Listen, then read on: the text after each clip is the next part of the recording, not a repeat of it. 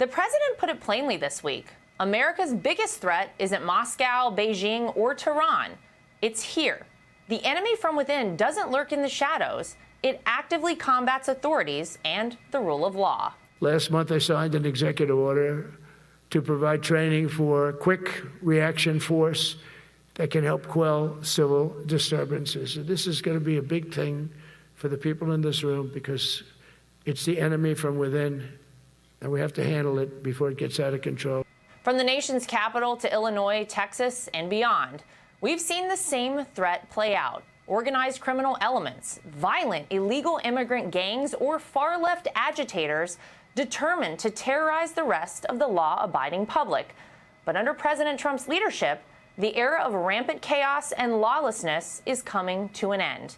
This week in Broadview, just outside of Chicago, as soon as border agents emerged from an ICE processing facility, they were met by a crowd of hundreds. And as we saw, agitators didn't just protest, they tried to choke off operations.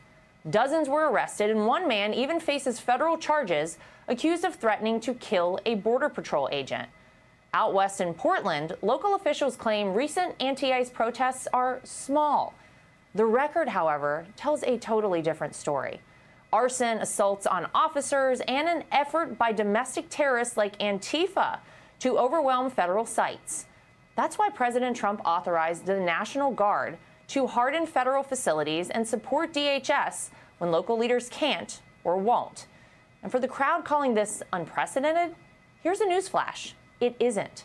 Presidents Washington, Lincoln, Cleveland, and Bush all used military power to keep order at home when violence broke through. And the people living with the crime, they're the ones saying, send help. The president said it best.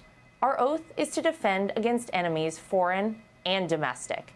It's time to enforce the law without fear or favor. If you target a federal officer or a federal facility, expect a federal case.